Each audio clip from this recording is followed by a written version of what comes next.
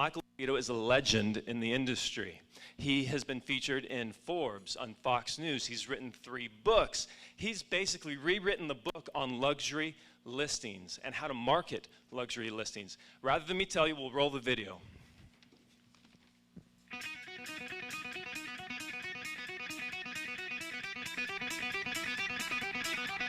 He's in the trenches. He's just not a national speaker. He walks the walk and talks the talk. Come from blue collar. I didn't live in a gated community.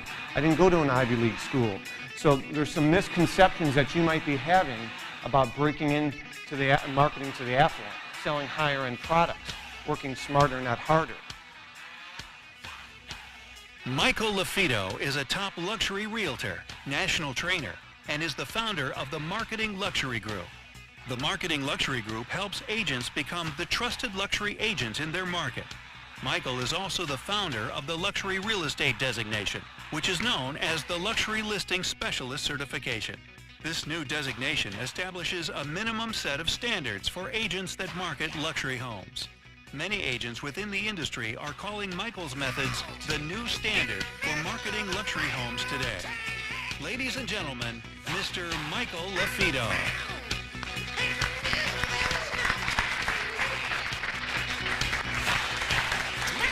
Welcome.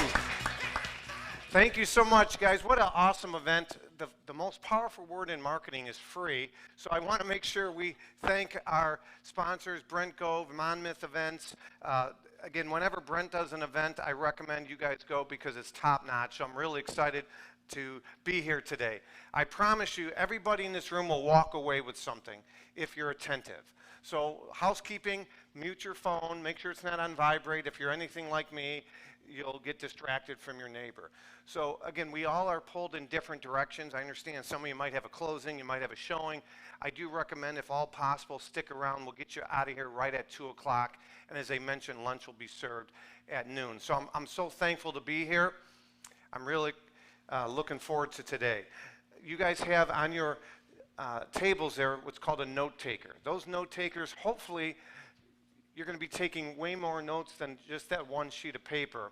But there are some great resources on the bottom left on that inside panel there, some good URLs that you're going to want to check out. And then there's action steps. The key is I want you to implement.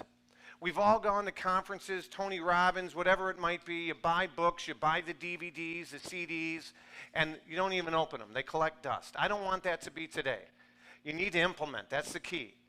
Okay, you can literally have Tony Robbins in the room today. Unless you implement, it's a waste of your time. And that's the most important thing, that you and I have time. It's not guaranteed, as you know. So be attentive, and we're really looking forward to today. Again, my name is Michael LaFIDO. Rob, if you wouldn't mind just getting my slide up. My name is Michael LaFIDO. I'm a national trainer, speaker. I'm a licensed agent in the state of Illinois. I've been licensed since 2000, so I'm coming on my 22nd year. But I was a former high school teacher and football coach and a part-time real estate agent. I won't bore you with all the details how I got my license, but bottom line was I looked at real estate as a part-time thing. I was a full-time teacher. I had no kids at the time, wasn't married, and if I could sell 1 or 2 homes a year, I looked at that as bonus money. And then I started to be able to sell more and more homes, and my first speaking event was to a Women's Council Realtor event in 2009. And then 2016, we launched our designation named Luxury Listing Specialist. I know there's a couple people in here that have gone through that course. So whether you're with an independent brokerage or you're with a big franchise, Compass, Coldwell Banker, Keller Williams, doesn't matter who you're with, you can sell luxury. I'm a big believer that you are your brand and your brokerage supports you. So Michael LaFIDO, I'm not powered by my brokerage. My brokerage is powered by me. Okay, and how many brokerages are giving you leads? They're not. You got to fish, and we're going to teach you where to fish today. We're going to give you guys the morning. The morning's going to be, we're going to work on mindset. I call that the foundation. We're going to give you blueprints, some tangible takeaways where you can do some lead gen to attract buyers and sellers in those upper price points. I'm going to cover some terminology because I could literally go to every table and ask you, how do you define luxury? And there'll probably be 5 different answers at that table and 4 here. And certain brokerages define luxury differently than other brokerages. So we have developed our own definitions, which I'll share. And we've had a lot of people in the industry from all brands say, you know what, I like the way you've defined high-end homes and luxury homes and ultra-luxury homes. So we'll talk about that today. Before lunch, we'll go into some tangible ideas, best practices to get potential clients pre-sold about you. Here we are on a Thursday. What if you get a call on Saturday today to go on an appointment on Saturday? How can you get that seller pre-sold on you? There's 1.6 million realtors. California had the most amount. Now they're second. Everybody's moving out of Illinois. A lot of people are moving out of California too. But the reality is Florida's number 1, California's 2, Texas is 3rd. Everybody knows a real estate agent, a realtor in California, so what are you doing to differentiate yourself? We call that a unique value proposition or unique selling proposition. You need to differentiate yourself. We'll talk about that today as well. I'll show some videos after lunch. I think we all learn differently. I was a former school teacher, so I'll do a little bit more formal presentation, more slides in the morning. And then after lunch, we'll do some videos. But what I'd like you to do right now and throughout the morning is I'd like you to write down burning questions or big takeaways that you're hoping to get out of today. Because right after lunch, when we come together, right at 1 o'clock, I'm going to do a formal AMA, Ask Me Anything, where literally we'll have a mic runner and you guys can ask questions. Chances are I might cover some of your questions that you write down this morning. I'll naturally cover those throughout my training. But in case I don't, I want every one of you to walk out of here with your burning question that you were hoping to get answered, or your scenario that you're hoping to overcome. Maybe you have a real life objection that you have to overcome. Mike, how do you recommend it? Some of the things I share with you, you maybe heard previously.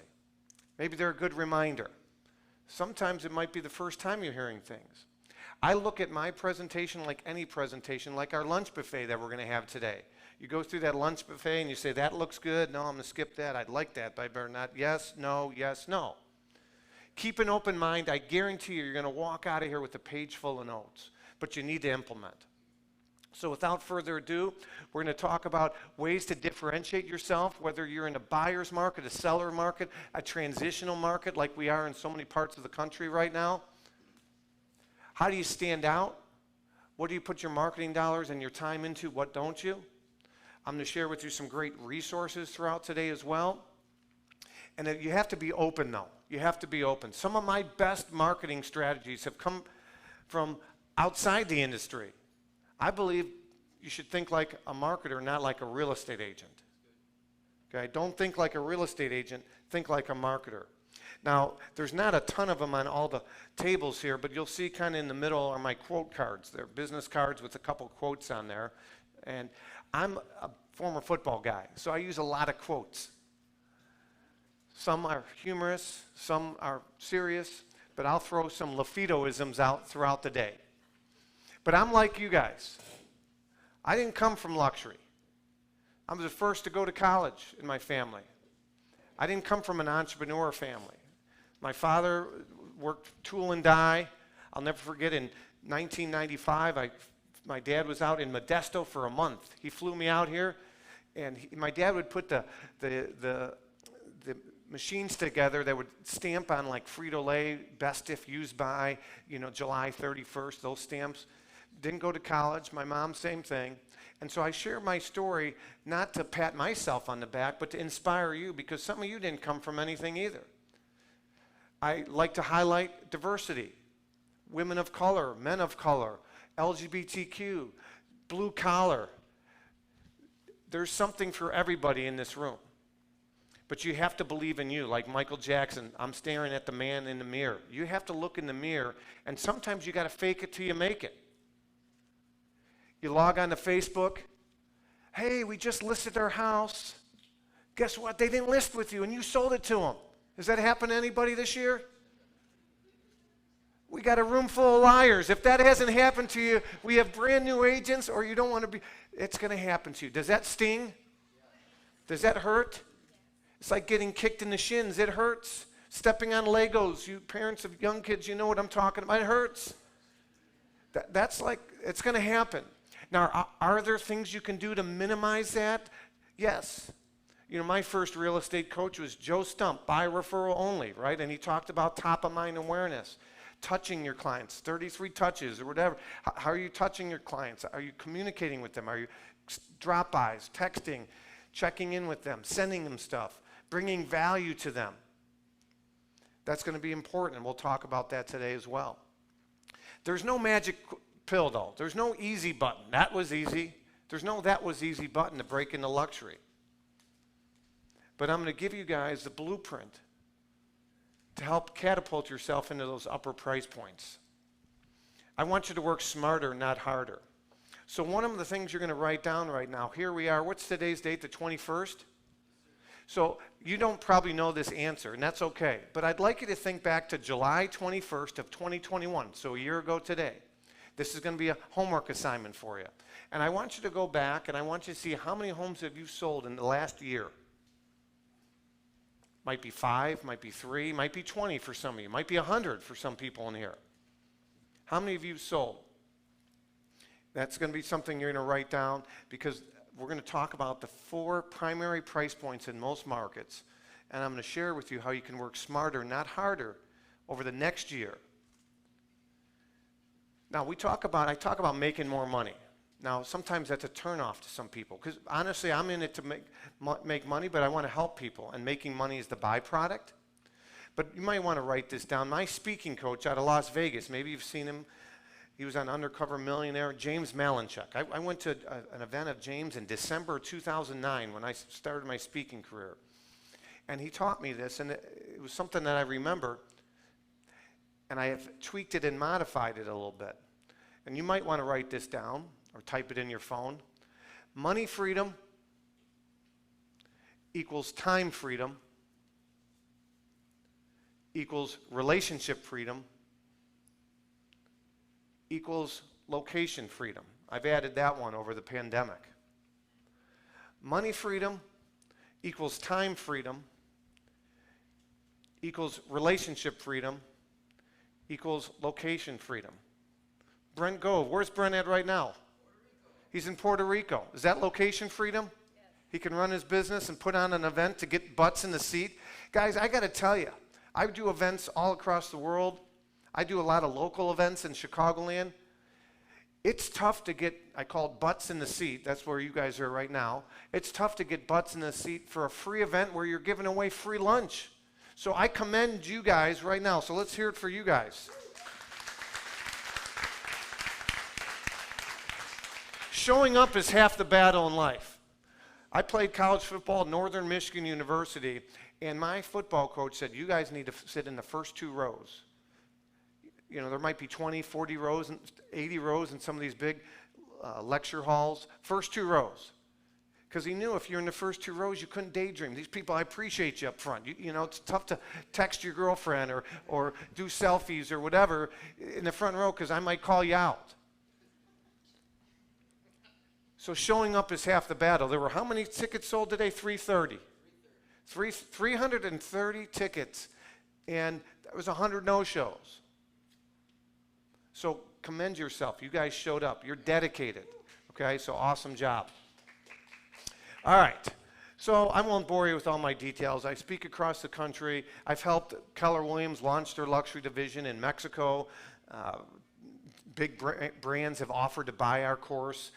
Just know that what I teach you today is not just all Michael LaFido's. It's literally 22 years of experience firsthand, as well as best practices from other agents from all backgrounds. And we've bundled it all together, and you guys are going to get a snippet of that today. So I was a former high school PE health teacher. I got a 19 on my ACT. That ain't good, by the way. As bad as that is, I got an 18 the second time I took it. True story. So my first 5 years in the business, I started out with Coldwell Banker. This is my first 5 years in the business. I averaged a little over $8,700 a year. And again, I was okay with that because I was a part-time agent. But then the light went off. This is my first listing ever. It was not the big building. It was a one-bedroom studio for $80,000 I sold. I know I have some commercial guys in the room. This was not the building. It was a one-bedroom. You always remember your first opportunity, though. Lou Leuzzi gave me this listing. It was his daughter's condo. I played basketball with Lou, and his other daughter was in my PE class. And I played old men's basketball, and he threw me a bone. He knew I was inexperienced. I'll never forget at the kitchen table filling out that listing agreement. You know, you're shaking, and I couldn't say 6%. So I was like 5%. You know, you're nervous. You just wanted the deal. And then fast forward, these are types of properties that we represent. The middle property I'm still selling. It was Empire, the TV show Empire on Fox. Maybe you remember Terrence Howard, Lucius Lyon. Jesse Smollett was in the news. This was the Lion's Den, the mansion. Yeah, and I represent it. I've been representing it for over 6 years, and over the last 8 months, I've put it under contract twice, and the deals have fallen through. I'm not proud to pat myself on the back saying I've had the listing over 6 years. That's not good, okay? But on the same token, to keep a client of a high net worth that owns multiple businesses for 6 months, let alone 6 years, communication's key. Okay? Not telling them what they want to hear, but being straightforward in a nice, tactful way. So we'll talk about that. On that listing appointment, I'll never forget. By the way, how did I get that listing appointment? The beauty of social media. I went to high school with a girl named Jenny. Jenny was 2 years younger than me. I don't send physical newsletters out, but if I did, Jenny would not be on that newsletter. But through the power of Facebook and friends and contacts, she saw me posting a lot of our successes, a lot of our videos. And she knew her grandma and grandpa were sick and tired of being sick and tired. It was listed with 2 agents. It was listed when they called me. It's not a code of ethics violation if somebody calls you and you return their call if they're listed. It's a code of ethics violation if you solicit a listed seller. But they called me, so I called them back. In real estate, there's an old adage: you want to be the firstborn, the second wife, and the third listing agent. I was the third listing agent on that one, all right? So that one, that's how I got that listing opportunity. On that listing appointment, Sam said to me, how many homes have you sold in Barrington Hills? And what is your fee? I share this because I know a lot of you think, how would you overcome that objection, Mike? So I first said, by far, Sam, I'm probably going to be the most expensive agent you interview, but let me share with you how you're going to net more money. They care about the net. They care about the net. Most people care about the net. Okay, so that might be a writer downer for some of you. I'm by far going to be the most expensive agent you probably interview, or you interview, but let me share with you how you're going to net more money. And I didn't answer his question right away. I said, I'll get to that later. Okay? Number 2, I said, I haven't sold any homes in Barrington Hills, but I have a proven and repeatable system that works. And you've hired 2 local agents, and they haven't got your home sold. So if you want an agent that's aggressive, that thinks outside the box, that's going to put together amazing print and digital and video marketing for your home, that's going to, I don't even know, but have some kind of event. I'm always thinking, my butt's always churning. I'm the guy. But if you want someone that's part-time Patty, part-time Paul, Debbie Dinosaur, Dinosaur Dan, I'm not the guy. I like giving nicknames for us fellow realtors, by the way. So again, tell your story. I was embarrassed of my story in the past as far as I was a former part-time agent. Now I incorporate that. I could work with 250 of you in the room today and tell your story, craft a story. Some of you are not proud of your past story. How many new agents in this room? Look at that. That's awesome. What did you do before getting in real estate?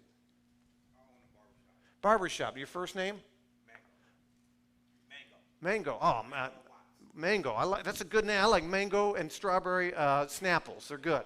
So Mango, here's the story. I could take Mango's story of working with people, different personality types, of being in the barbershop, a small business owner. You know, franchises, many of them succeed, but small business owners most fail. I have a work ethic. I had to run the marketing. I had to run the accounting. I had to do all that. I'm taking my experience of X, how many years at barbershop? This one, I've been active out here 10 years, but I started cutting hair in 1989. Since 1989, I have all this experience and this work ethic. I'm hungry. Did you play sports back in the day? What'd you play? Basketball, football. High school or college or both? So I take my basketball and football experience of athletics. When I didn't want to do the extra, put my hand on the line or do the extra gasser, I take that same experience and I'm going to work tirelessly for you. So if you want an agent that's got 30 years of experience, I'm not them. If you want somebody that's hungry, that takes the experience from athletics and from when I started my barber cutting hair in 1989, I'm the right guy. You know, I did this training at the Miami Association of Realtors in February, and I had a female, Teresa Bowe, it's one of my podcasts, and she shared, and she was very authentic and open. She says, as a female, let alone a woman of color, I have more obstacles to break into luxury than perhaps you do as some of the panel members I had up there. And so same thing, I shared with her, I took her story on the spot and turned a perceived potential negative into a positive. So check, I'm just telling you right now, check your excuses at the door. You guys can do it. Okay, every one of you can do it, whether you're newer, whether you're older, whether you have gray hair, whether you're bald, whatever it might be, check it at the door. I've done these trainings all over, and we do a lot of our designation trainings. This is the Nashville mansion. We took our class through there. I believe the fastest way for every agent in this room to get instant credibility from your database and your sphere and people that know you, like you, and trust you. And matter of fact, people that don't know you that well, like you that well, or trust you that well, is you land that first trophy property. Or you represented the buyer and you leverage that. Say, we brought the buyer to the table. You will have more conversational starters, more likes, more comments, more people coming up to you. My kids play baseball. I've coached them in years past. This year I didn't. I get people that come up to me and say, oh, I saw your sign. Oh, you got this new listing. I received the thing in the mail about this property. Cool. Now, don't get me wrong. I'm a big believer of helping everybody. But you will get more comments, more opportunities if you dabble in that upper price point, and that's why you guys are here. Right, I'm going to give you some great resources, and they actually are on your note taker. If you take out your note taker in the bottom left, okay, the first one is Luxury Fridays. Each Friday, unless I'm traveling, so tomorrow we'll be driving down to Indiana to my father-in-law's place, so it's not a great environment to do a live stream with cars and dogs. So I'm actually doing our Luxury Fridays, a live stream today at 1 o'clock during our Q&A. Okay, so you guys are going to remember, write down questions that you want to get answered today. You're going to write down big takeaways that you're hoping to get from today. Write those down because we'll have a dedicated time to do that at 1 o'clock today. Okay? Luxury Fridays, I bring on experts. I cover various topics. Last week we talked about the 6 benefits of location, location, location. So if you're working with a buyer, 6 things a buyer should look at when determining if the location of a home is a great investment. So that's luxuryfridays.com. It's always going to be the top link is going to be our YouTube channel. Podcast. We are going to release our 200th podcast next Thursday. Undercover Billionaire Glenn Stearns is on that. These are free resources, by the way. I believe in giving away free resources. Glenn Stearns, he's a billionaire. He's going to share his rags to riches story. That's and then my vlog. My vlog is educational videos I put out there, and you can go to Lux Redefined. We do our designation in person or on demand. And this gentleman here is a $20 million plus producer. His average sale price was $700,000. He's out of Orlando. He's one of the best dressed agents I know. Peter Liu, he shared with me that 47 days after going through our luxury designation training, I taught him 3 systems that put $8 million in his pipeline. That's Peter Liu there. All right, Field of Dreams. Kevin Costner, 1989. If you build it, they will come. Over the last 2 years, I know real estate agents firsthand that have gotten out of the industry because they were a buyer's agent and they wrote contract after contract after contract and love letter after love letter after love letter, and they got rejected, rejected, rejected. Nobody likes rejection. So Florida International did a study about 20 years ago, and that's the results of that study, I'll tell you, is the same today as it was back then. Florida International studied agents that only work with buyers. They compared them to agents that work with buyers and sellers, and they compared them with agents that only work with sellers. And what Florida International, during this study, they realized is these agents that only work with sellers made a whopping 81% more than the next category. Maybe you heard of list to live, or a sign in the yard is better than a sign in the car. Okay? So you want to work with sellers. I cheerfully work with buyers, by the way, but the sellers, the listings are the magnets that get the sign calls, the internet leads. You can spin off business. I sold the most expensive house. I live in Wheaton, Illinois. It's a suburb of Chicago. Red Grange was from there. The Belushi brothers, Hubble telescope, Hubble was there. And I have sold the highest price listing in Wheaton twice. Last year I sold it again because my record got broken. I sold it again, but they came on another property and they didn't like it. And so I said, well, tell me a little bit more what you're looking for. I go, you might like this one. I get a lot of buyer inquiries on their upper price point homes. So I'll work with luxury buyers all day, but I attract them through my luxury listings. We'll talk about, do you take an overpriced luxury listing? That all depends. If you're a new agent, take it. Okay, I talk about the 4 Ps. The 4 Ps when I take a listing. Price, person, position, property.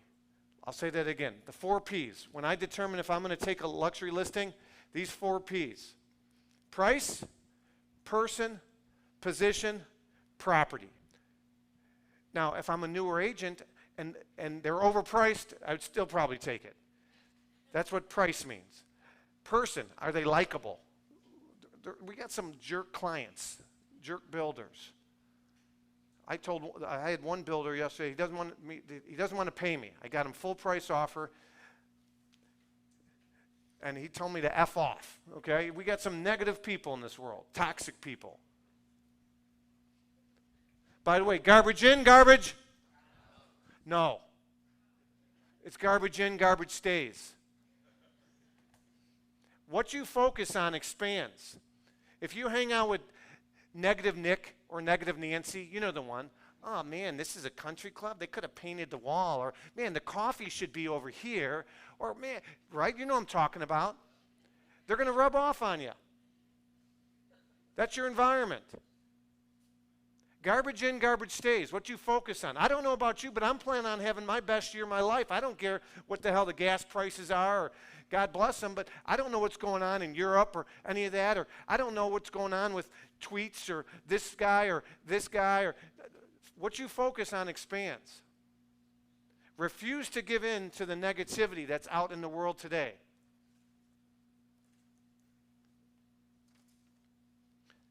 I sometimes go off on tangents. Forgive me, okay?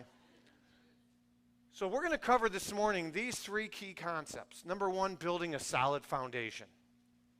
Number 2, we're going to talk about a marketing blueprint, the mold. I'm going to give you the mold to help position yourself to attract more high-end opportunities. I'm going to go over some key terminology this morning. Again, so everybody defines luxury or high-end differently. I'm going to talk about that. And then I'm going to talk about number 3, positioning power.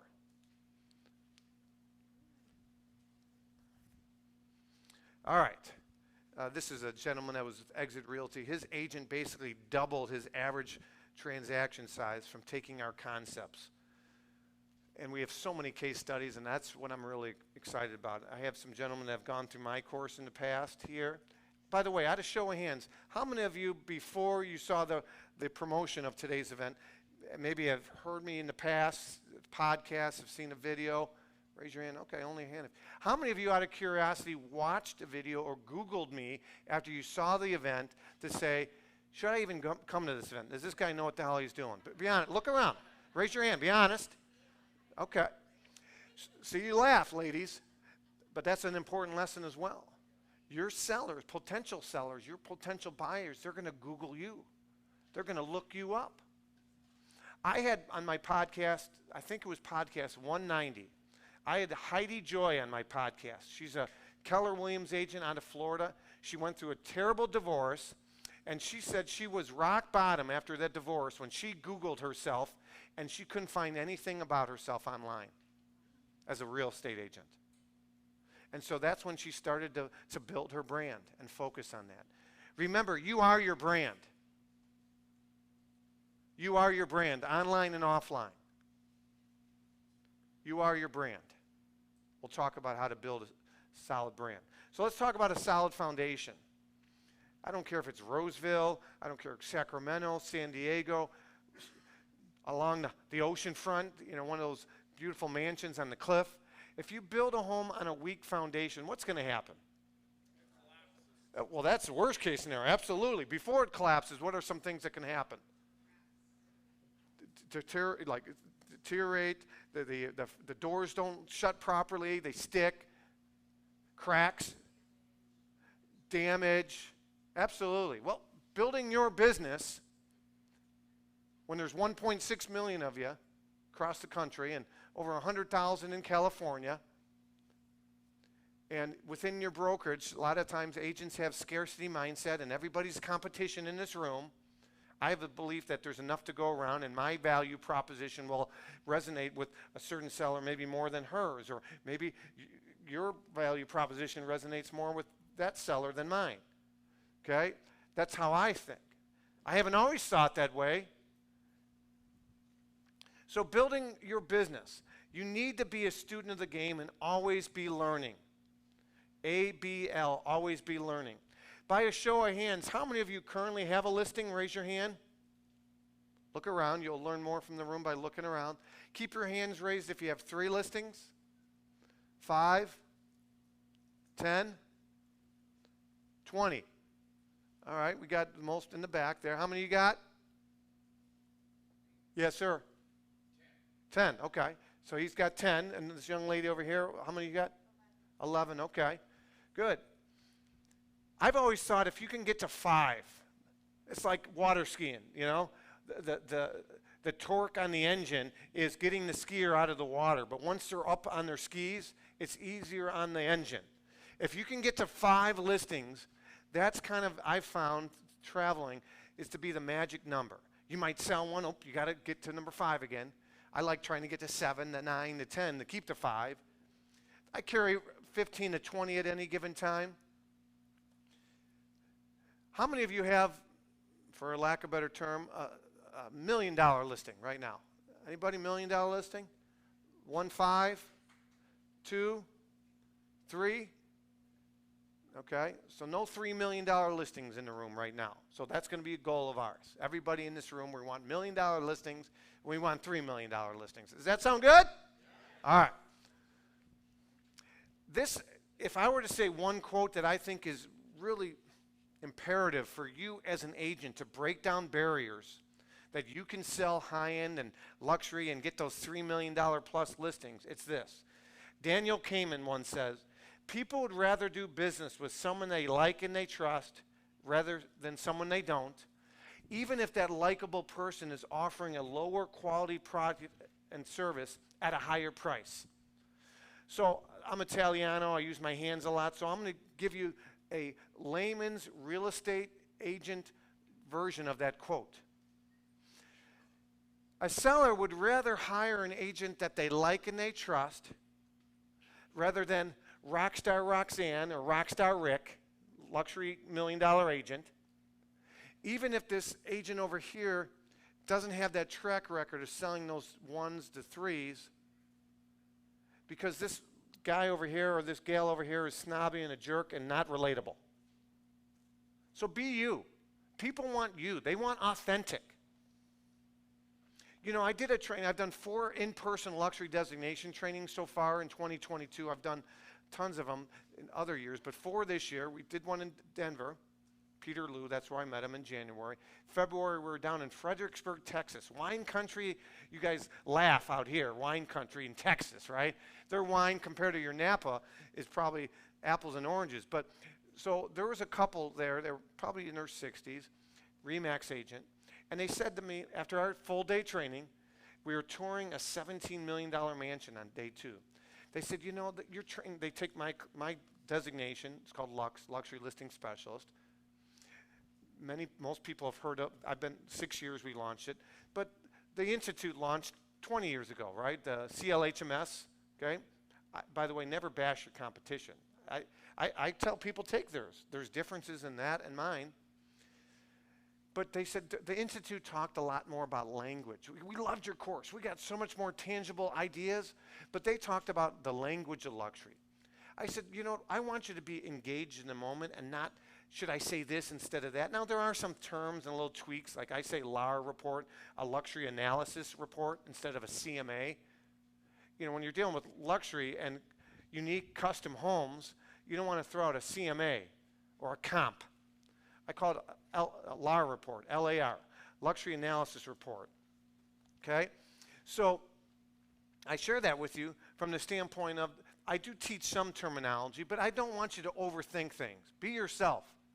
And so at this, thanks again, James, at this mansion tour of this $17 million mansion, the listing agent wasn't expecting, I kind of put her on the spot, but not in a bad way. She was going to take us through this house formally. I said, before we do that, I have a couple questions for you. By the way, this video is not the best quality, but the video's out there, and I'll if you guys shoot me an email, or maybe on next week's Luxury Fridays, I'll play it. But I said, a couple questions I asked her. I go, 17 million, is that your price or the seller's? You know, how did you get the listing? All the questions that you guys would want to know, because I had 30 sets of eyeballs wanting to know the same answer to those questions. And then I asked something, and she says, you know what, the owner's actually here, ask her, basically. So I asked the owner, I said, listen, I just had this training yesterday, and I had this couple, and they said the language of luxury. Can I ask you some questions? What went through your mind when deciding which agent was best to represent your $17 million estate? Can I ask you a few questions? She said, and she goes, yeah. So she went on to say trust, credibility. I said, did her language, did she say this instead of that ever come? She goes, no, not at all. And I looked right at the husband and wife, like kind of like I told you, like don't overthink it. Sometimes we are our worst enemies. We what if ourselves to death. What if they ask me this? What if they ask me that? What if, and you're paralyzed. I was attending an event, maybe you've heard of Inman Conference, the Inman events.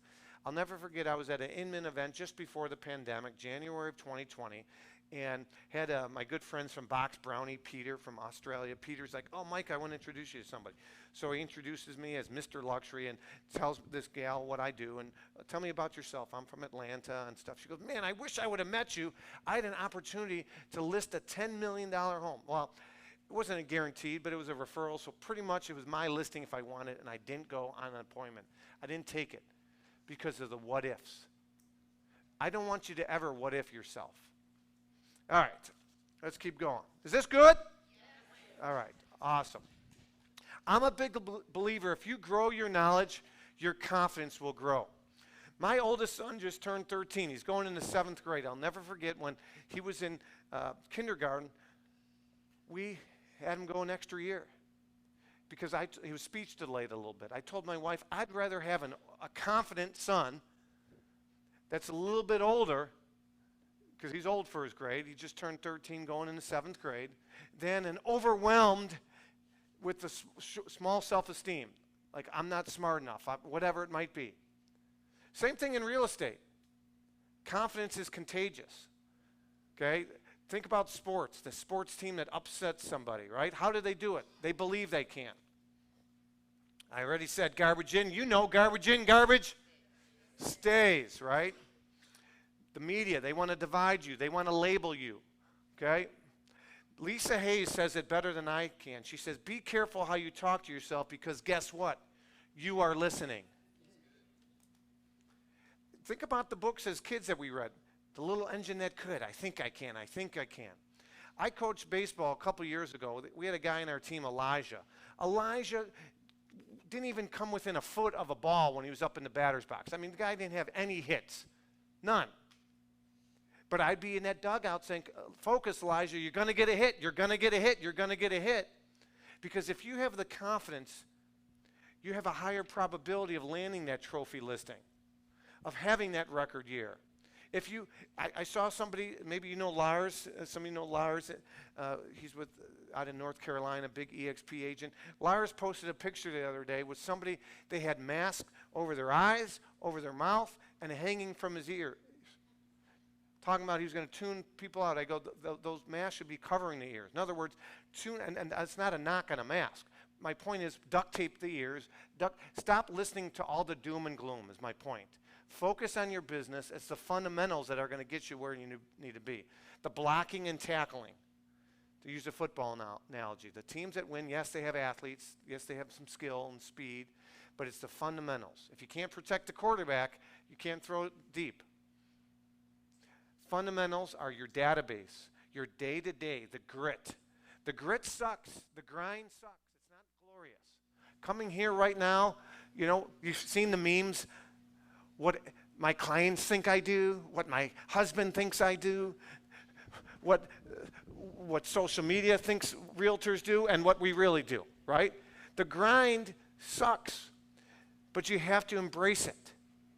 The day-to-day stuff, the calling. I'm not a huge, I don't like calling those clients. You know the clients I'm talking about, that you want to slide dial, you know, leave a voicemail and not talk to them.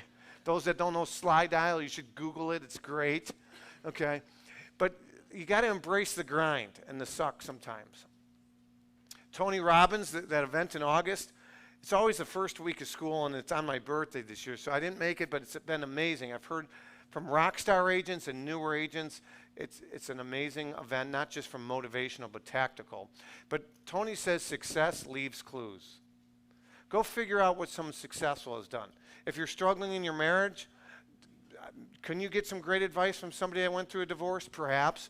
But maybe getting advice from somebody that thought about divorce, was close to divorce, and they resurrected their marriage. I would rather get that advice.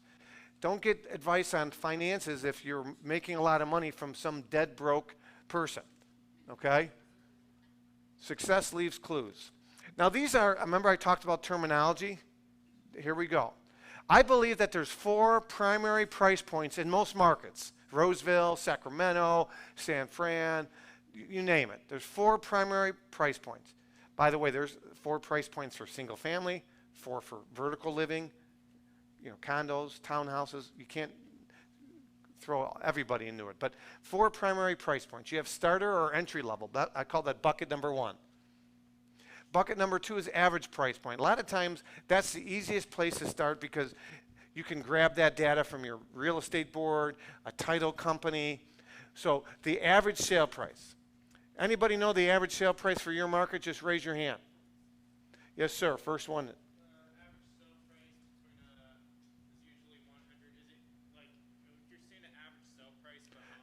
No, not how to determine it, but do you know it? Personally. Bedroom, 2 bathroom is between $625 and $675. So let's split the middle, $650. For what area? The Roseville area. Roseville, $650. We're going to use $650 as an example for this. So $650 would be bucket number 2. Well below $650 is what we call entry level. By the way, there's restrooms out here. If you know the coffee's talking, don't feel like, you know, walk out, come back in, that's fine. So you got entry level is well below $650. You got bucket number 2 is $650 in this example. High end, I would say high end in Roseville for our defining is $650 times 2 is about $1.3 million. Around, it could be 1 to 1.4, 1.5. So that range, there's not an exact number, but that range around 2 times. And then I would define luxury in Roseville, $650 times 3, 1.9 to 2.1-ish and above would be luxury. Now, not pictured here, I came out with a 5th bucket is ultra luxury or uber luxury, and that's 10x. So 10 times 650 is about $6.5 million and above. That's that really top 2%. Some markets have them, a lot don't. You know, Davenport, Iowa, you know, Rochester, New York. Some of these markets, they don't have that 5th bucket, so I don't show it, but I do talk about it. So again, I know some brands define luxury as $1 million and above. Most people, if I were to go around, that's probably the most common answer I'd get from all 200 and 50 of you. $1 million. That's how I would define it. But in Silicon Valley, $1 million won't get you dirt, right? So it's all relative. Luxury is all relative. Is that helpful? All right, good. All right. So I believe I'm going to fast forward a little bit. I believe for you is, remember I told you, write down July 21st of 2021 to today, how many homes you've sold? So let's just use in this example, this is a pie chart. In this example, the average sale price for this example, I talk about DISC personality a lot, D-I-S-C. How many are familiar with DISC? Okay, so I'm a high D, and I said this in my trainings, and then people started laughing, and I didn't realize what I just said. But I was talking about how S's are slower paced, and S's will drive D's nuts. You see what I just said there, not thinking what I was saying? D's nuts, my kids laugh when they see D. Yeah, I know. So anyways, you got to have plans A, B, C, and D's, okay? So this is the pie chart. Now, for some of you, you're going to fast forward to a year, and my goal for you is to diversify your portfolio. Think about it. You win the lottery. Someone dies in your family. You stumble across all this money. What is your financial advisor going to tell you? They're going to tell you to diversify. Have some long-term investments, some short-term, some high risk, some low risk. Have some liquid cash. All right. Right? Diversification. Does that make sense if you had a lot of money? Think about your real estate portfolio or homes that you represent, whether it be buy side or sell side, as a portfolio. I want you to start thinking in that way. So you want to diversify your portfolio. Most of you focus your portfolio here, which is understandable starting out. Those that just raise your hand that you're new, you'll take rental leads. You'll list that van down by the river. You don't care. And that's okay. That should be your mentality, by the way. When you build a rock star business, any $20 million producers in the room, raise your hand. Okay. Any $10 million producers, raise your hand. Okay, we have some. That's about 200 grand in GCI. Six figures is what? What is that? About 5 million in volume? Any 5 million in volume? Okay, so when you're making about 100 grand or 200 grand, you might be more selective. You might say, you know what, that entry-level lead I'll give to a new agent on my team, and I'll just focus on bucket 3 or 4. That's okay. That's what I do. I have listings in Englewood. That's like Compton, and that's not a knock on Compton, but literally I have some areas that they can't give away homes. I got listings there. I have agents on my team. I refer, and it has nothing to do with Chicago. I'm talking, it could be the hills of DeKalb, Illinois. I'm not going out there because I've built my business where I can refer the entry level, okay, or sometimes unsellable to team members. So that's your goal. Your goal eventually is build a book of business where you can refer out and cherry pick the ones you want to work. Does that sound more fun? Maybe this client's a jerk. Nope, he's yours, Larry. You know what I'm talking about? All right. So I believe these are the 7 benefits of selling high-end and luxury homes. Number 1, it doesn't take a rocket scientist to figure out higher paychecks. Unless you work for Redfin or you're an employee of a company, it doesn't matter the price point. We are a commission-based industry. So my brother sells Mack trucks. If he sells a Mack truck that's got all the accessories and upgrades, he makes more than if he sells an entry-level Mack truck. If you sell a mansion, you make more, in theory, than if you sell that van down by the river. I help the van down by the river. I'm in it to help people. Again, money freedom equals time freedom equals relationship freedom equals location freedom. I might have someone on my team sell that van down by the river at this point or help that renter. I don't work with renters, but I have team members that do. More profitable. Number 3, better ROI. Who knows ROI? What's ROI? Scream it out. Yell it out. Return on investment. You guys remember math class, though. See that little 2? What does that mean? Anybody? Square. Man, we got a smart room here. The second ROI is return on impression. I guarantee you guys, most people won't do this, but I recommend that you make some kind of post today that you went to a luxury training, how to sell high-end and luxury homes faster for more money. You'll get more comments. You'll get people say, I didn't even know you're in real estate. You'll get people say, I didn't think you did luxury. I've had luxury agents attend my trainings, live stream. They Facebook Live me doing a Facebook Live, and they got $1 million leads from it. Well, Mike, I don't want to post that because I'm not selling luxury yet. What if they say, come list my home? Or, I didn't do my hair today. It's humid today. It's 102. Or I'll do it, but I got to lose the weight from COVID. Or, my hair, what if? Just do it.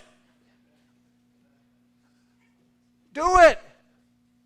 You laugh, but half of you in the room aren't going to do a live video because of those things. My left eye doesn't open as big as my right eye. I got one nostril that's bigger than the other. Just do it. Most people will never step in the batter's box or on the free throw line or in the ring or on the tennis court. Fill in the blank because they're afraid of failure. They're afraid of the what ifs. My two sons, it was a tough weekend last weekend. Both of my kids got cut from a baseball team they both went out for. The one handled it pretty good. The other cried and was pissed off. Vinny the bulldozer has a temper on him. Okay? And he let off some F-bombs and some things like this. And I ached. You parents know what I'm going through. I ached. It hurt. I said, Vince, I'm so proud of you for going out. Most people won't go out in life. Failure is okay. Most people, they want to be in their little bubble. You know the bubble, like those YouTube videos you see where they have those giant bubbles and they try to bump each other and they're protected. Most people want to live in their bubble. That's not where the magic happens. I'm telling you right now, for you new agents and your seasoned veteran, you got to be uncomfortable. You have to. Better referrals, more time off, credibility, and it's fun. Let's talk about misconceptions, the what ifs. Well, Mike, I need to be a top producing agent. I'm new. I just raised my hand. I'm new agent. I can't sell luxury. False. I personally need to be wealthy. False. I was just in a Granite Bay, a gated home last night. A friend of mine, Scott. Scott, you here? There's Scott. What's your neighborhood? I was just in Wexford Scott lives in a beautiful home. You don't need to live in a gated, beautiful home to sell luxury. Now, the reality is, if you grew up in that gated home and your database is all your friends' parents that live in those gated homes, are they on third base? Yes. I used to say, I didn't come from wealth. I didn't come from money. I helped found a designation called CDS, Certified Diversity Specialist. And my business partners were people of color, and they told me afterwards, they said, to you, you didn't come from money. You came from blue collar. That was my story. I said it earlier. But to us, and those two business partners, Trey, and the other is the chief diversity officer at Keller Williams, you were on second base, maybe third base compared. So it's all relative. So be empathetic. But my point is, you don't need to live in that gated house to sell gated house. The gated community to sell gated houses in gated communities. You know what I mean. You don't need to drive that Maserati. You don't need to be a white male Caucasian. Do I have an advantage? Maybe, yes, in some communities. But use that to your advantage. If I was a male, if I was a female, a person of color like Teresa Bowe, I said, Teresa, tell your story. Mr. Seller, as a woman, let alone as a woman of color, I've had to prove myself 10 times more than my counterparts. So if you give me that opportunity, I'm going to take that same work ethic, that same focus to prove that I'm the top agent to get you top dollar. Use that, incorporate that into your story, whether you're straight or gay, whatever you are. Stop making excuses for yourself. Don't be a victim. Glenn Stearns, my 200th episode, victim or victor. He said that on my podcast.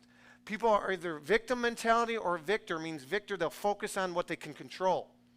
The rear view mirror helps you. You learn from your mistakes or others, but don't live life with rear view mirror syndrome. Okay, say that 3 times fast. Rear view mirror syndrome. It's not easy. But focus on the windshield. The windshield's 100 times larger than that rear view mirror. What you focus on expands. You don't need to be with a certain office. This is a brand agnostic event, but I am a licensed agent in Illinois. I left the #1 hands down luxury brokerage in Illinois called At Properties. They just bought Christie's International Real Estate. They do 10, 20 billion. They're one of the largest independents. And I left them a year ago, and I happen to be with EXP, but this is not, I could be with Keller Williams, doesn't matter. But EXP in Illinois doesn't have a presence in luxury. I was being interviewed by the former CEO of OfficeMax, the current CEO of Newell Brands, Newell. Anybody know Newell? Have I heard of? Ravi was interviewing me. Ravi says to me, and I like giving real scenarios because you guys are going to have to overcome these scenarios. He says, Mike, I noticed on your website, and you can go to my website and you'll notice I don't have much about EXP. Again, I'm my brand. Okay, I'm my brand. I've always thought that. I don't care who I'm with. He goes, I noticed you didn't have a lot about At Properties on your website. At the time I was with At Properties. This was about a year ago this time. I was about 2 weeks away from switching brokerages. And I could not, in good conscience, go see that presentation and hype up At Properties, knowing in 2 weeks I was going to have to make that call if he signed the paperwork and say, hey, you know, I told you At was amazing, but I just switched companies. You know, has anybody ever had to gone through that before? Yeah, it's kind of awkward, right? So I addressed the elephant in the room, the hotels.com, right? Captain Obvious. He didn't know about it. I said, Ravi, I got to let you know I'm switching brokerages in a couple weeks. But you've done your due diligence on me and all this stuff. And so he ended up hiring me. He asked me what EXP stood for. I said, I don't know. I still don't know, okay? I had nothing on EXP, and he hired me. We got his home sold, and it was the highest price sale in Naperville for this year. I represented the highest price in Naperville last year, and I represented the highest price ever in Naperville. And I share that with you because you are your brand, okay? You don't need to be with a certain office. That's false. And the worst one of them all, how many luxury agents in your market? Throw me a number. Give me a number. Come on, 3, 2, 1, 300. Okay. I can't compete in Roseville, Sacramento, San Diego County. There's 300 agents, he said. There's room for 301. I don't care if you tell me 3,289. There's room for 3,290. Check your excuses at the door. You have your own story. Tell it. Is this helpful? Yes. All right, good. I say grow your knowledge and your confidence grows. Well, Mike, that's great. That sounds good. But how do I grow my knowledge? First, you got to have a unique value proposition. Why should somebody hire you over the person next to you? So when I launched my designation in March of 2016, it was to a RE/MAX brand down in Dallas, Fort Worth. RE/MAX DFW and Associates. They had 300 plus agents. They rented out a studio movie grill. It was a great setting. I presented, you know, had my slideshow on the big screen and all this stuff. I had an agent come up to me during lunch. She said, I got a luxury listing. The seller just called me. They went with me. I was up against another agent here. I said, oh, yeah, did they share with you why they hired over the competition? She said, I talked about RE/MAX, but I also talked about what makes me different and unique. In other words, if you're with Coldwell Banker and you talk about Coldwell Banker, and another agent comes in and says, yeah, I'm with Coldwell Banker. They have an amazing global luxury program, but this is what I do that's different and unique. That agent's got a higher probability to get hired over the agent that just says Coldwell Banker. But you got to build rapport as well with somebody. So I'll talk about listing appointment today here. Some best practices, do's and don'ts. Do you talk price on the listing appointment on a luxury appointment? First one, I don't recommend it if it's unique, unless there's tons of comparables. Use that against your competition. I'll tell them, Mr. Seller, I'm not prepared for price today. You have a unique home. Scott's house, I went in yesterday. I couldn't come with the comp. I haven't seen Scott's backyard. It's amazing. Matter of fact, though, if you talk to another agent, you mentioned you're interviewing a couple others, if they come with their little nice binder, they call it a CMA, walk them to the door. How can they give you a price if they've never walked through your home and they haven't seen the remodeling in your backyard and blank, blank, blank, blank? So what happens is, by the way, I like going first on a listing. I like to ask, too, if you don't mind me asking, Mr. Seller, who else are you interviewing? Don't tell me the names. I don't care about that. But what companies? Oh, Coldwell Banker. They'll usually say companies. That's non-threatening. Oh, Coldwell Banker, Redfin, such and so now I know, okay, Coldwell Banker, they got a great luxury division. Redfin, okay, he's a discount guy, so I got to show value. I'm thinking already. I like going first. I like setting the bar high. And then again, I tell you, I drop these little nuances, like, you know, if they come in with their CMA, walk them to the door. So now when they say, oh yeah, you know, they get all nervous. Maybe it's their first listing appointment, and they bring this nice binder, and they say, Mr. Seller, I'm ready to go over the comparables and the suggested price. He's already thinking, he's done. I'm going to hire Mike. Differentiate or die, Jack Trout says. I don't recommend that. But there's another one out there that people say, differentiate or charge less. You need to differentiate yourself. All right, so knowledge of your company. You do need to know the ins and outs of your company. Knowledge of your client. Hello, we use these young ladies back there. They Googled me. They looked at my videos. You need to Google your client before Saturday. Look them up on LinkedIn, on Facebook, and Google them. Try to find out as much as you can about them. Okay? I like to know what they do for a living. I like to know if there's similar connections. Hey, you know Larry and I know Larry. If you and I, we go riding together, we work out together, I might ask you, hey, what can you tell me about Larry? I don't want to blow it because maybe Larry is under the radar and just thinking about selling. But if you have a good relationship that knows the seller, you might try to get more information on them. Oh, he's a bottom line guy. He's a no BS guy. Or he's a little rough around the edges, or whatever it might be. So anyways, these are some ways to grow your knowledge. You need to know what's going on in the market. You also need to know what's going on internationally or globally right now. For me, I love data. I'm a data freak. So Redfin just released data 10 days ago, talking about in June there were almost 60,000 contracts across the U.S. that canceled, 14.9%. 14.9%. Do you think that's important if you have a seller that's about to go under contract? Mr. Seller, we have to be more flexible. The market is shifting. It's cooling. Before you might say, I'm not going to change my GFCI outlets, they can fix it. Or I'm not going to do that. We might need to be more flexible because we risk losing this deal. And the longer your home sits on the market, or if we have to relist it, it's a bad look. And I have to disclose some things. Okay, so be educated. There's some great resources. One of them is Try KCM. It's on my resource link. $25 a month. They provide some great data out there, some good visuals. There's others out there. All right. Good visuals. Use visuals in your leave behinds or in your presentations. You can't just talk the whole time. You got to have good visuals, good handouts.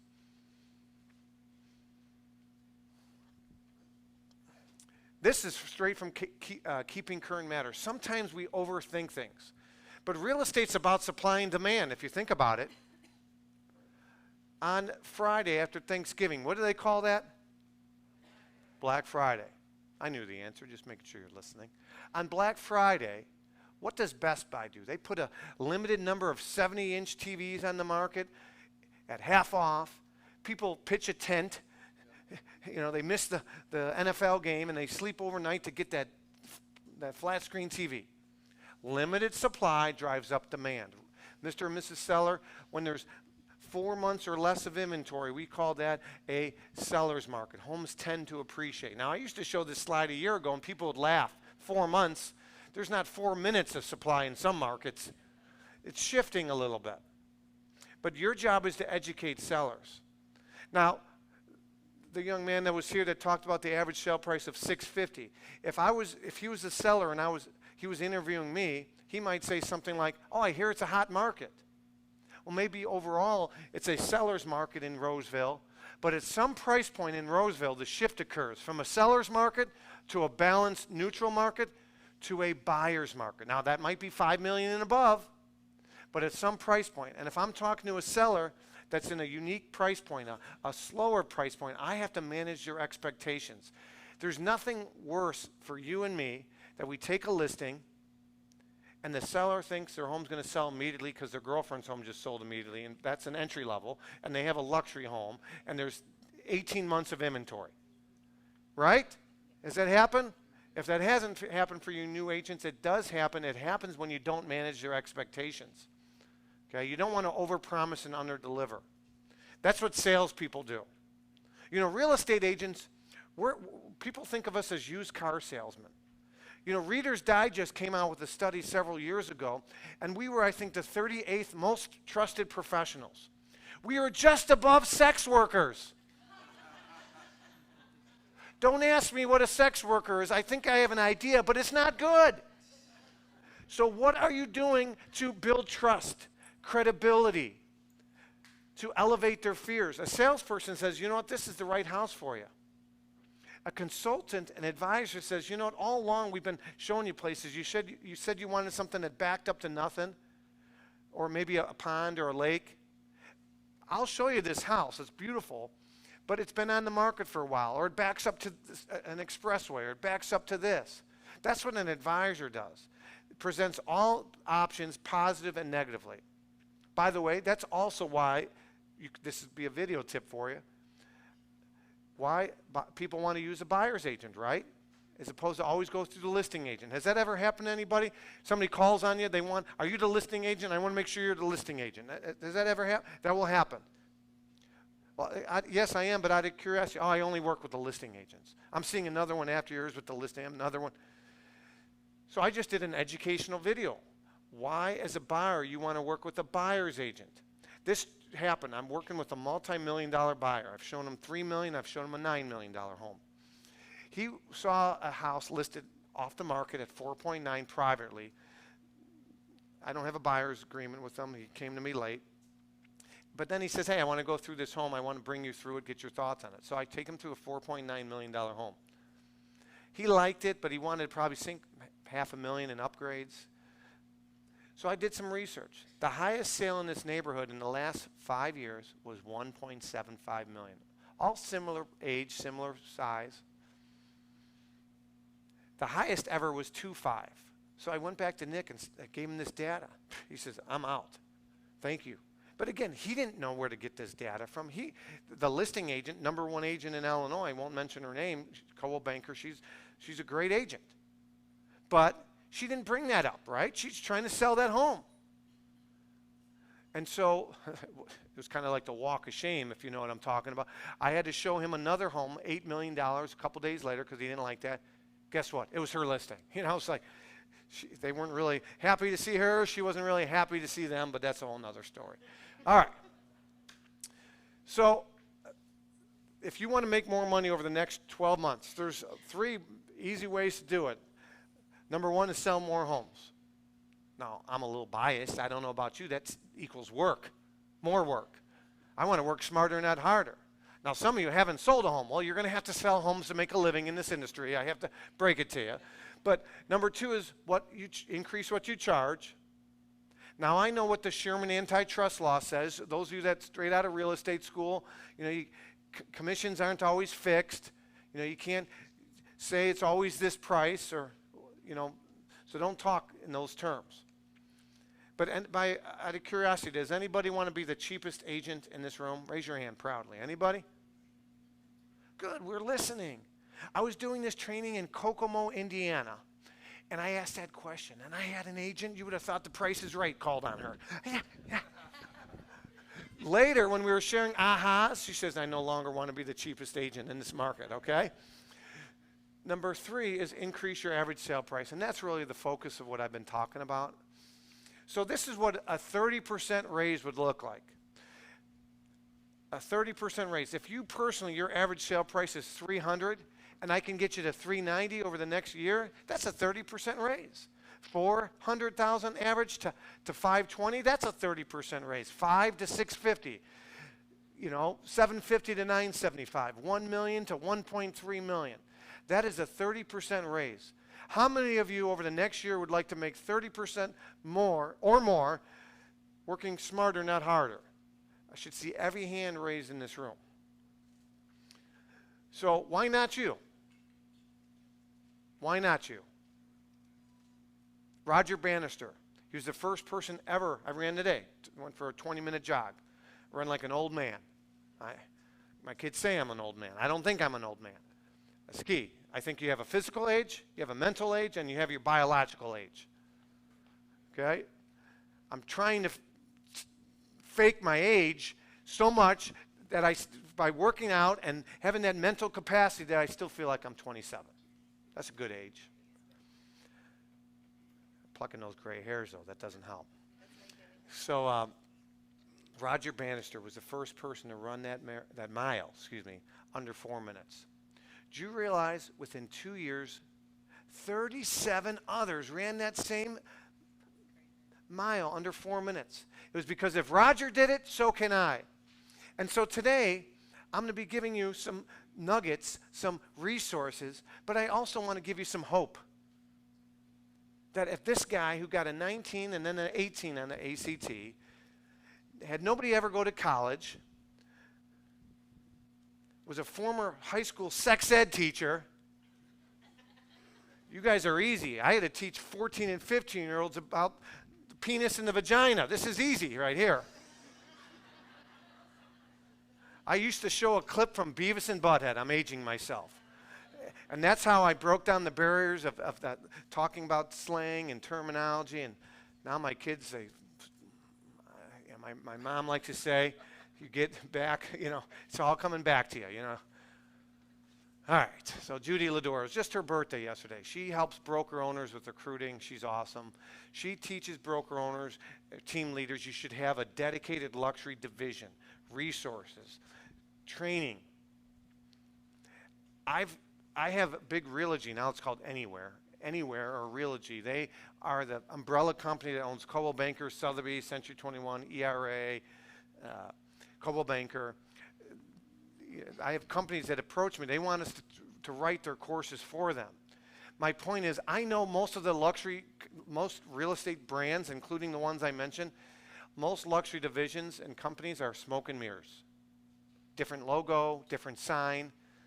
But they don't provide the training that you guys need. That's why we launched our course, to raise the bar for the industry. Because guess what? If you sell luxury, if you're a member here at this country club and your buddy says, hey, sell my home, and you don't have any experience, there's some brands that will say, you can't be in our luxury division until you sell a couple homes in this price point. So you're set up for failure. And guess what? If you don't succeed, that hurts every butt in the room right today. That hurts you and me. And so I want to raise the bar, and that's what my mission is. I'm hoping that you guys are getting something out of today. All right, number 2. So number 1 was the foundation. The simple, if I were to use one word for foundation, it's your mindset. What do you focus on? You're the average of the 5 people you spend the most time with. Zig Ziglar said, you hang out with 9 dead broke people, you're bound to be the 10th. Hang out with 9 overachievers. Hang out with 9 people that work out. Hang out with 9 people that they get the most out of their talent. When I lifted weights, I played college football, Division II, Northern Michigan. I know I looked like a kicker. I was a defensive back. I lifted with the linebackers because they would push me to lift more. You got to keep pushing yourself. So that's the foundation. Number 2, how are we doing on time, by the way? What time we got? 11. We're doing excellent on time. It's the marketing blueprint. The first rule of thumb in real estate is to get people's attention. Don't think like a real estate agent. Think like a marketer. And insanity. Albert Einstein defines insanity as doing the same thing over and over again and expecting a different result. The good news for you is there's a lot of dinosaurs in this industry. Debbie Dinosaur, Dinosaur Dan. They show you their business card, and it's a glamour shot from the mall from 1998. You know the one I'm talking about. What's going on here? Who's that? Oh, that's you. Yeah. Get an updated picture.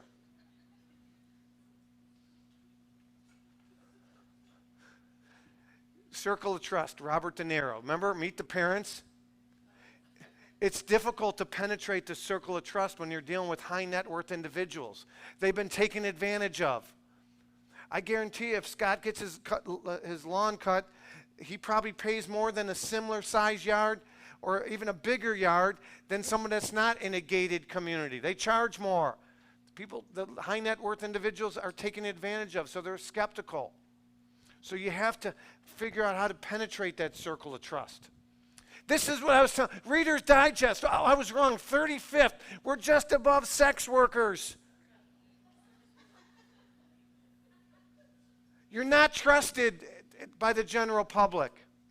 Brad Inman, and I like Brad Inman. He used to always knock his experience with a real estate agent. I don't think he was, even though he made millions off of real estate agents, I don't know if he was a supporter of a lot of us. Okay? So there are a lot of dinosaur agents in the industry. Write this down. This is a writer-downer. If there's a couple nuggets you get out of today, one of them is this one right here. The most listened to radio station in Roseville, I checked before I got on stage, is the most listened to radio station in San Diego. It's also the most listened to in Napa and in Wheaton, Illinois, and that's WIIFM. And that stands for What's in It For Me. I had 250 eyeballs looking at me before I started today. I knew I had to bring my A game. You guys are in here. There's something in it for you. That's I know you're here to learn. Okay, when I go on a listing appointment, that seller doesn't care about my awards. They care about what am I going to do to get them top dollar with the least amount of turbulence. I like using analogies people can understand. I went on a flight yesterday, little turbulence early on. My pilot was going to try to avoid turbulence, but turbulence still pops up unexpectedly, right? In a real estate transaction, does turbulence pop up? So you address the elephant in the room. Mr. Seller, I'm going to try to avoid turbulence as much as I can. But there's going to be some things that pop up, and I'm going to navigate you with 22 years of experience to land safely, best I can. What's in it for me? Most consumers, buyers, sellers, if I'm doing a Facebook Live, if I have an educational video, if I'm doing a mailer, if I just send out a just listed, just sold, if I'm talking to a potential buyer, all they care about is what are you, Michael LaFido, going to do to save me time, aggravation, and make more money? So when I create a marketing piece, I have to address that directly and indirectly and weave it throughout my presentation. Okay? The most listened to radio station when you're sitting across from a buyer or seller, write this down, is AAT. AAT. All about them. Get to know them. Why are they selling? What's their motivation? All about them. Okay? Is this helpful? All right. WIIFM. What's in it for me? All right. So we're going to talk about right now, this is the blueprint. I'm going to give you guys some tangible practices to attract more opportunities. Now, I just released a vlog, educational video from, maybe you remember the song from Naughty by Nature from 1992. You down with? Yeah, you know me, down with OPP. You guys remember that? I'm going to teach you a strategy right now called OPP, other people's properties. Not talking about sexual or people, talking about leveraging other people's properties. For those of you that don't have listings, you don't have luxury listings, you don't know where to find luxury listings. It's free. The most powerful word in marketing is free. If you don't believe me, you got some exercise bike from 1987 that you can't give away. Put free on it. Put it at the end of the curb. It'll be gone before 4 o'clock. Okay, free. Hopefully I'm giving away good things and not crappy bikes. Free. So we're going to talk about OPP here in a minute. The first three things I would do if I moved to Roseville or a new market and nobody knew Michael LaFido, I would join a chamber of commerce that services the type of clientele I want to work with. Go to where the money is. You might have to drive 40 minutes to join that chamber. Okay? And then eventually I might start my own networking group. Number 2 is I'd invest in a leader, a team leader, a coach. And number 3, I would do some prospecting, some lead gen. Some canceled, expireds. I mean, heck, I'd send silver platters in the mail to cancel and expireds. I'd send bank bags with shredded money to cancel and expireds. Differentiate yourself. What is a sale worth to you? What is a sale worth to you? Anybody know what your average sale price was personally last year? Raise your hand. How much? Yeah. It's okay. Don't be. So let's say 450. So depending on your split, 400,000 at 2.5, call 10 grand. The average sale for you is worth $10,000. So knowing that each transaction to you is worth $10,000, you might look at things differently. You might invest in some things that you might not have done otherwise. Right? So what is a sale worth to you, and what will you cheerfully invest to get a new client? All right, so those are some things I would do. But let's get into OPP right now. One thing you can do is attend other people's broker opens for high-end and luxury homes. I believe it was my 63rd podcast. My 63rd podcast. I had a guy named Amit Bhutta. He's a Compass agent. His Twitter tag is the Indian Realtor. Amit Bhutta. He attended each week. He would look to see where broker opens were. He'd get the listing agent's permission. He would do live streams, Facebook Lives, take pictures. He would credit the agent, and it was a win-win. Who wants to role play with me right now? Who wants to role play? Shy, by the way, shy, write this down. Shy real estate agents have skinny kids. You can't be shy in this industry. Who wants to role play with me? I'll do it. I'll do it. Here. All right, this young lady. First name? Lena. Ring, ring. Hello. Hey, Lena, this is Mike LaFIDO with XYZ Realty. How you doing? Well.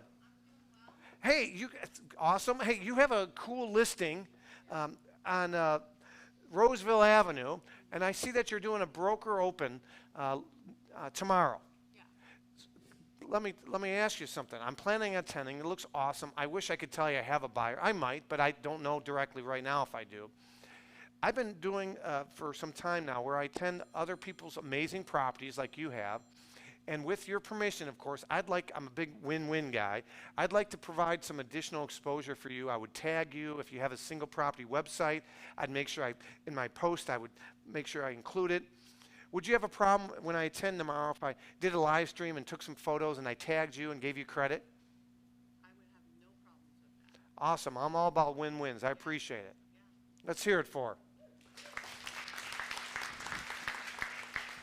If she says no, guess what? Next. And I call the next guy. For every no, you're that much closer to a yes. Right? Who was the second person that raised their hand? Ring, ring. Hi. Who's this? Jennifer. Jennifer should have said, you called me, you should know who this is. Hi, hey, Jennifer, this is Mike LaFIDO from the office. How you doing? I'm doing good. How about yourself? I'm doing awesome, Jennifer. Hey, listen, Jennifer, I have noticed that you have this amazing listing over there in Sacramento that's listed at $3.1 million. That's a cool listing. Congratulations. Oh, you're welcome, Jennifer.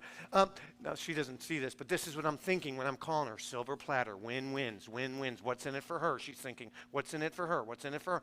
Jennifer, I'm all about win-wins, and I don't know how long it looks like you've had it listed for some time, so I don't know if the sellers are on you about doing something different. Maybe they're calling you, why isn't my house sold? I'm not sure if your listing agreement's coming up. Again, these are pain points, right? This is what keeps Jennifer awake at night, right?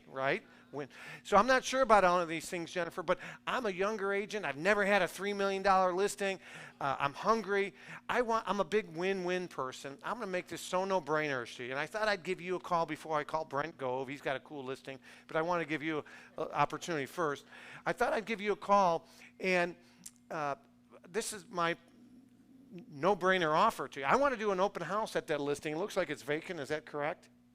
So I'll provide some free marketing, some exposure. I'll invite neighbors to share people. I want to make it a win-win. I'll tag you in all our marketing so people know it's clearly your listing, Jennifer. And above and beyond that, anybody that buys that house, this is optional. If you really want to make it no-brainerish, this is optional.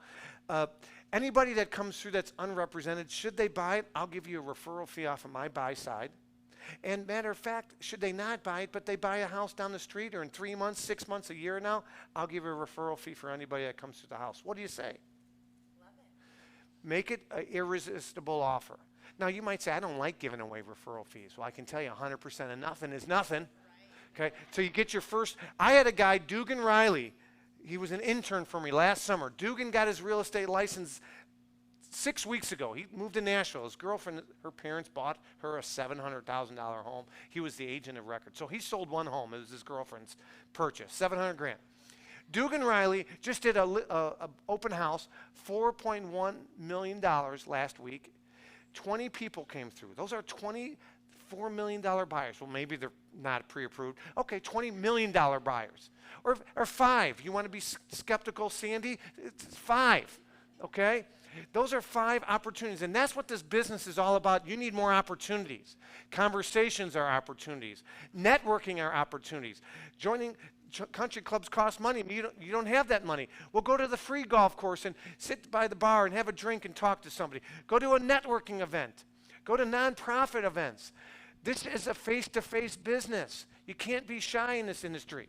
So I just gave you 2 free role plays. One was other people's open houses, broker tours. Is that helpful? The other is work other people's open houses. On my Luxury Fridays, I had a California agent that did just this. And then he came on the next Luxury Friday and he shared with me, he had 16 people through he went to other people's open houses. Now in California, you need to check. Dugan, my intern, he hosted an open house at another brokerage. Supposedly it's legal there in Tennessee. I don't know if it's legal here. In other words, if you're a Coldwell Banker, can you do an open house at Keller Williams' office? You have more opportunities. In Illinois, we can't do that. Okay? Is this helpful? The third OPP, there's 3 letters in OPP. The first is other people's broker opens. This, by the way, we're in a dating app industry. Let me take your phone here. People are just swiping up, swiping down, swiping. They don't even pay attention. Hopefully that's not you. So what happens when people are on Facebook? By default, most people's videos are on mute. So people are swiping up, they're looking, they see you at a cool house next week, they're swiping, oh, you're at another cool house. They're not even listening where she's given all the credit to Jenny, listing agent. They think it's hers. Even though you put a billboard and it's not my listing, they still think it's hers. Human beings don't read anymore. They don't listen. So that, indirectly, that's one nice thing that will happen is you're going to be power of association. People will see you around these cool properties. If you work open houses, do Facebook Lives there, tag, take pictures. Whenever I have a cool property, I look at it, how can I leverage this? My brain's always going, how can I leverage this? Facebook. I just joined TikTok. I got over 50 TikToks. That's nothing to some of you. My daughter's on TikTok all the time. I thought TikTok was just girls looking at each other or exotic cars. It's not. Okay, I have some videos on TikTok with over 2,000 views. Do you know the average YouTube video pre-COVID had 400 views? I spent thousands of dollars on some of the videos I'll show you after lunch, and I got more views for free on TikTok. Don't get me started. Okay. And then the third is leveraging other people's significant sales. Within your brokerage or outside of your brokerage. Rush Limbaugh's house just went on the market for $170-something million. I posted, what will $17.5 million get you in your market, let alone $175 million? That's other people's properties. It was through Forbes or something. You can repost if it's been posted, okay? If you're with Keller Williams and there was a record sale in your market, ring, ring. Hello. This is Mike LaFido from the office. You just had that amazing sale over there on the country club. Congratulations. Hey, I'm with the office. I know you don't know me that well, but would you mind if I post and I tag you and I gave you a congratulatory win-win, some love on social media, but I posted about it? Sure. Okay, win-win. You might want to write that down. I'm all about win-wins. Address the elephant in the room. What's in it for him if he allows me to do this? Win-win. Don't be that agent that posts somebody else's product. I had a guy when I was with Compass, the seller said, hey, what's this guy posting my house video and not giving you any credit? And you can't do that stuff. Be ethical. Get people's permission. If you're not sure, get their permission. So leverage successes within your brokerage. Is that helpful? All right. How many remember show and tell back in the day? Or you have a kid and they have show and tell this past year. True story. I got to tell this story. It's amazing. This is Vinny the Bulldozer. He's the one that's got a little bit of an attitude, you know. He gets that from his dad. This was Mystery Reader. I brought Pete the Cat. This is way back in the day. Remember Pete the Cat? But he had show and tell. One day he was supposed to bring a paper bag with 7 items that started with the letter M for show and tell. Unbeknownst to my wife and I, he brought Daddy's Moscow Mule mug, this copper mug that said Tito's on it. And he thought it was a trifecta. My wife gets a call from Miss Carson. Luckily, she's got a sense of humor, and there was no alcohol in it. It was just a copper mug. But we are in a show and tell industry, are we not? People are swiping left, they're swiping right, they're on Realtor.com in their underwear. And so you got to leverage your successes. You got to leverage other people's properties until you have your own. So maybe someone in your office had a record sale. These are my Polaroids. You got to create your own Polaroids.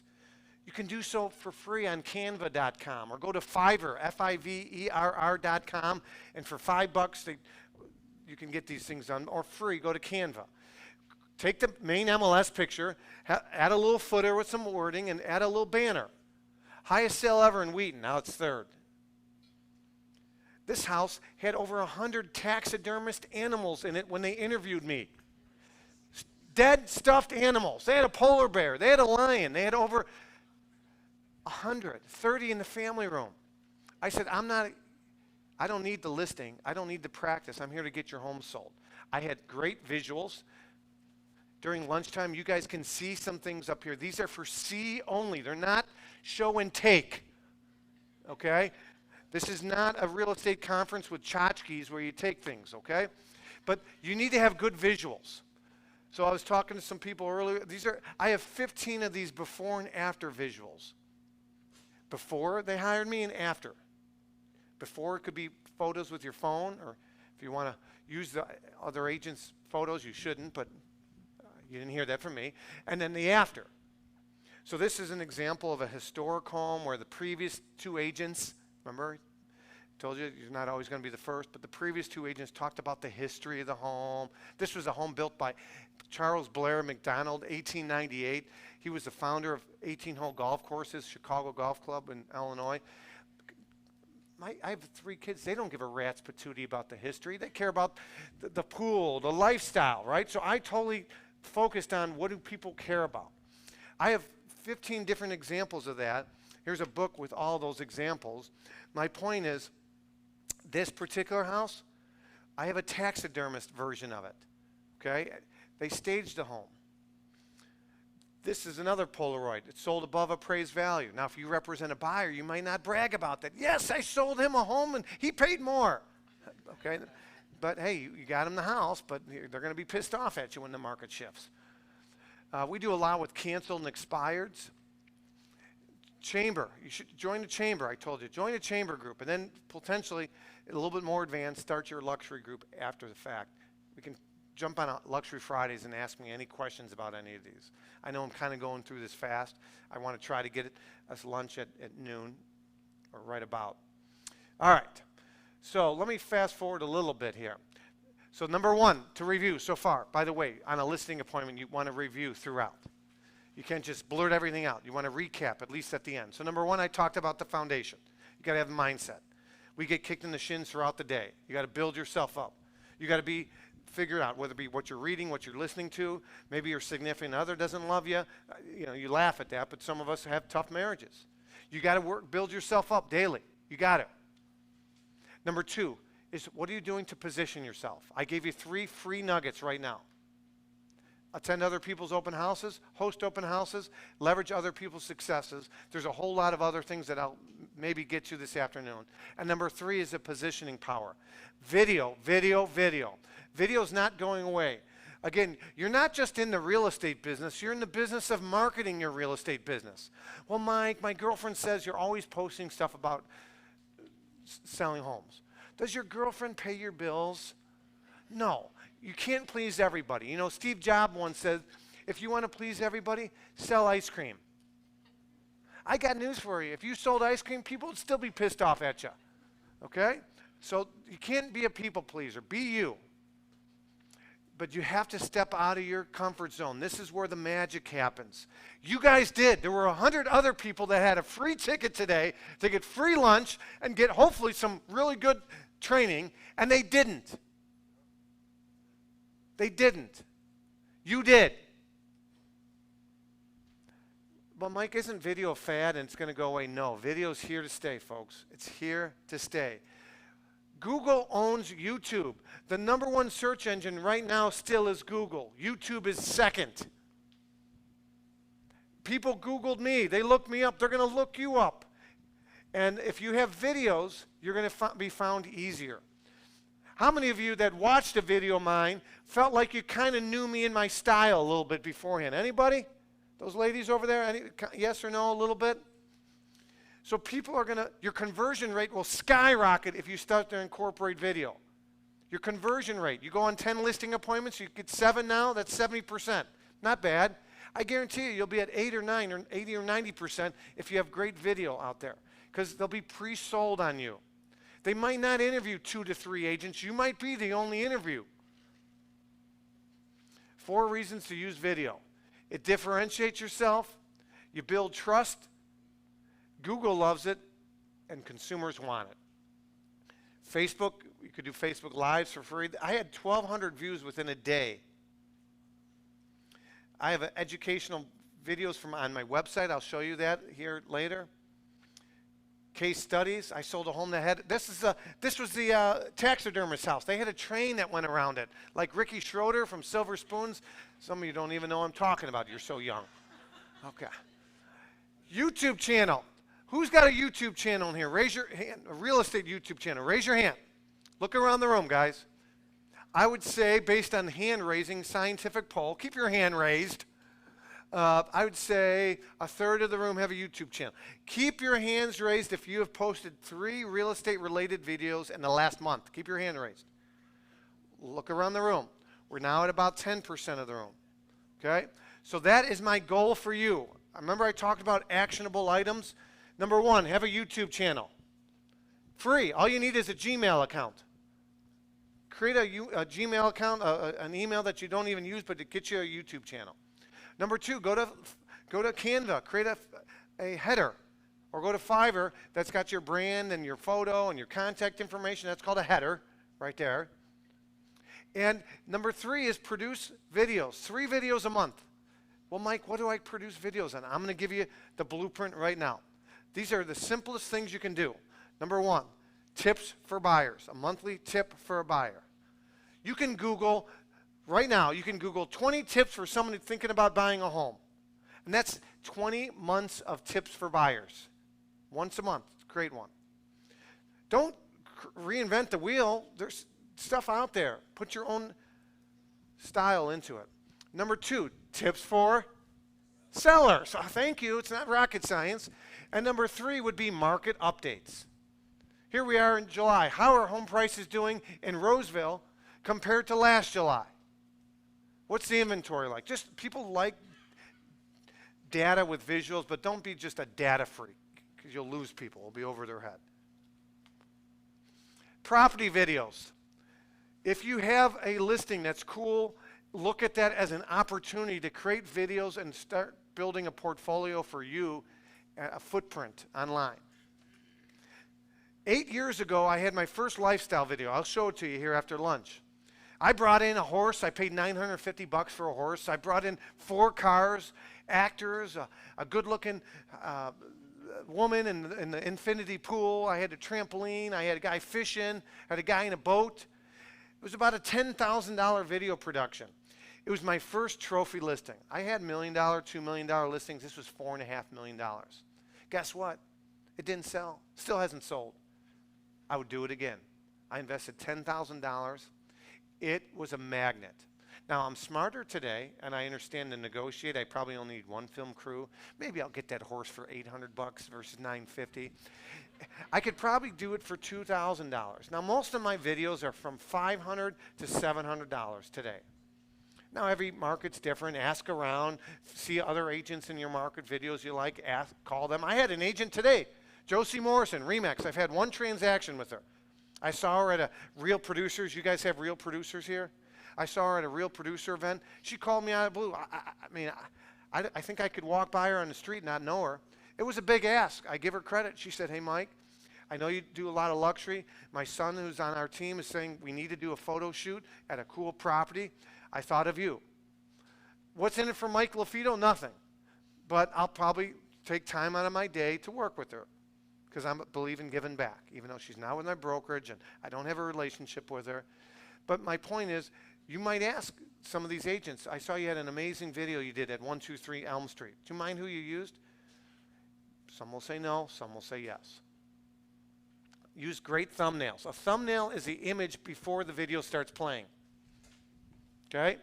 Now, if you don't know how to create a thumbnail or by YouTube, YouTube will create, they'll pick 3 images out of the video and pick one as the thumbnail. 99% of the time, it's not a thumbnail you want. Worst case scenario, upload the main picture you use in the multiple listing service as your thumbnail. Better yet, go to Canva or something and get a big play button and get the address on there with your logo. So you're marketing even if they don't watch the video. I like doing some behind the scenes videos. I'll show you. These are my video book. Show up differently on listing appointments. I'll share with you guys how you can do that. Disc. I talked about disc. How many of you are really comfortable with disc? Raise your hand. Look around. Only about 10% of you. How many have heard of DISC? Raise your hand. Okay, D-I-S-C. I believe Tony Robbins offers a free DISC personality profile on his website, or at least he used to. This is what DISC means. DISC, D-I-S-C. Most of you have a high, number 1. If you take a test, you get, they rate you on all 4 of these. D and I's are faster paced. D stands for dominant, I for influential. S's and C's are slower paced. They're more cautious. Steady, compliant, they're slower paced. Okay, so D stands for dominant, determined, demanding. Here's some pictures of D's. My wife says D stands for something else. You can figure it out. Okay, that's D, fast paced. I's are influencers, fast paced. S's are steady and compliant. So I'm one of the only, I think I'm the only trainer out there that teaches agents you need to have 3 types of presentations when working with a buyer, and you have to have 3 types of presentations when working with the seller. You got to have a fast-paced for the D or an I. I'm a D and an I, if you haven't noticed. If you came in on an appointment trying to sell me knives or list, or I should list with you, and you pulled out your laptop with 113 slides, you'd lose me. You can't present to everybody the same way. You got to have 3 types of presentations. Fast-paced, slow-paced with more visuals, more graphs, more data, and back it up because they're skeptical by nature. You can't tell me you're number 1 in Roseville. Prove it. And then you got to have a mixed presentation. Maybe a husband's fast-paced and the wife's slower-paced or vice versa. All right, your luxury presentation. These, and you can take a picture of this if you want, but these are the 5 fundamentals that we talk about on a luxury listing presentation. Number 1, pre-appointment. You have to have any client pre-sold on you before they meet you. And it could be a conversation, first name. Melanie. Hey, Melanie, I'm going to send you an email with some information. Do me a favor, take a look at it before we meet on Saturday. Or I'm going to text you, okay? Make sure you can't force it on them, but let them know that you're sending them something, and you to save more time on Saturday so we can really focus on your home and our marketing. Take a look at it. Does that sound good? Show up differently. Show up differently. I used to bring a stager on my listing appointments. She would, with their permission at the end, I would introduce who she was, and with their permission, I'd say, you know, are you open to some ideas that a professional stager has? Stage homes sell faster for more money, and so if you're open, she took some notes, she'll give you some tips. You don't have to do anything with them, but it's up to you, right? I worked it out with my stager. I paid her $500. You might say $500. Guess what? If I got the listing and it sold, I paid her $500. But she knew it was about opportunities. She could go on 10, I only get 3. But I wouldn't get 3, I'd get 7 or 8. But I could go on 10 and I'd only get 7 or 8. Half of those sell. That's $1,500 to $2,000. But many times they hire her to stage and she upsells them and gets $3 to $5 grand from them up front. Show up differently. If you're a male, show up with a female. If you're young, show up with an older, experienced agent. I've had team members build teams based on diversity, like the crayon box, different languages. You know, if you're African American and you're going on an appointment at Luigi's house, I'm Italian, so I can self-deprecate Italian people, but you might bring somebody from your team. If you're not a member of the LGBT community and somebody is, or vice versa, okay, it's all about conversion, showing up differently. I've had people hire me because of team members. They bonded better with them. It's not all about you. All right. So you can talk about your marketing plan. I believe homes don't sell for 3 reasons. It's overpriced, it's underexposed, or it's poorly positioned. Poorly positioned might be the agent focuses on things they shouldn't. Michael Jordan's home, the greatest athlete of all time, his home's been on for 10 years. 10 years. You know how many pictures they have in the MLS on Michael Jordan's home? You can have unlimited in the multiple listing service I'm in. He's got 6. Underexposed. All right. And market research is the bad guy. I'll talk to you about market research. So you go on that appointment, it smells like dogs, smells like marijuana. I have one listing right now. My Uber driver must have been toking it up before she picked me up yesterday. It smells like pot. You don't smell dogs if you have your dogs. I got 2 COVID puppies. They just turned 2. I'm self-aware that my dogs probably smell to people that aren't pet people. So we light candles. I'm conscientious of it. Okay? 5 senses. You got to keep the 5 senses in mind when you're selling a home. And sights and smells are part of it. But market research is the bad guy. You know, I don't have a problem with your dogs. You know, and all the dog toys around. And I know that it smells a little bit in here. Yeah, I'm kidding around. You might not say that to them. I don't have a problem with that. But market research suggests that's the bad guy. That's a writer-downer for everybody in this room. Market research is the bad guy. You ever have somebody go door to door and they try to sell you something? You say, you know what, I got to check with my husband when I get home. Or I got to check with my broker. You know what I'm talking about? This is your scapegoat here, market research. So if you want to tell them that those 100 animal taxidermists have to be removed, you know, I don't have a problem with the moose head above the fireplace. I really don't. But market research suggests that today's buyers want turnkey. They want to be able to visually see themselves mentally moving in. And with all your stuff, I can see past it, and I know you can, but market research. So we can market your home to watch this here, I'm Italian, I use my hands a lot. We can market your home to a larger pool of buyers or a smaller pool of buyers that has the same kind of decorating and style as you. So again, the market's shifting right now. We have to be a bit more flexible. Do you want to market your home to a larger pool of qualified buyers or smaller pool? What are they going to say? Larger, right? Price. Give me about 10 minutes. We're good? All right, awesome. All right. I don't want people to get hangry on me. Don't get hangry.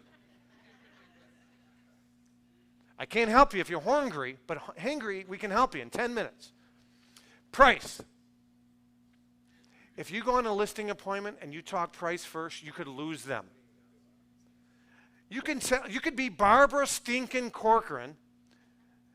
If they think they're going to get $2 million and you say, I'm thinking 1.5, 1.6, you could literally say, I'll put you on Shark Tank, and they'll ignore whatever the hell you say after that, 1.5. He who or she who talks price first on a unique home, on a custom property, you're going to lose that opportunity, I'm telling you. So if we were to role play a little bit, I might say, first name again? Joe. Joe, if someone knocked on your door, Joe, and they said, hey, I'm an agent in the area, I have a buyer, they've identified your home as a house they'd like to buy, what price, do you have a price in mind if somebody did that, Joe? Sure. What price?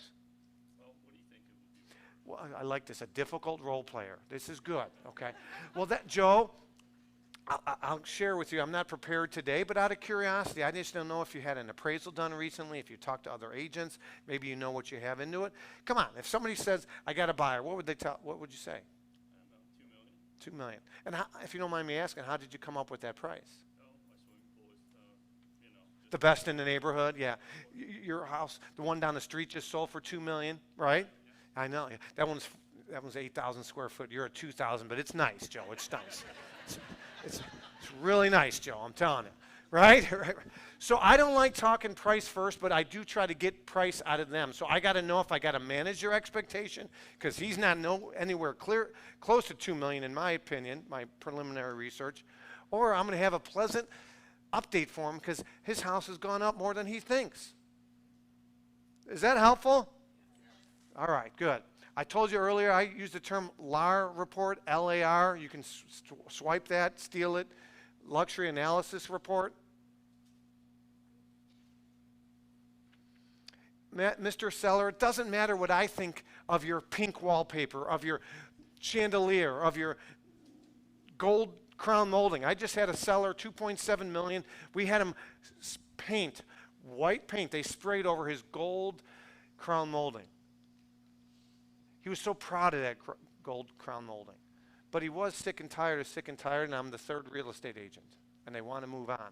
And I had tons of case studies. I sold Khalil Mack's house, NFL player, just got signed by the LA Chargers, highest paid defensive player at the time. I sold his house. This guy called me from that sale, okay? I share that with you because I have pictures and books, and that book I showed you earlier, I have books so I can show them before and after.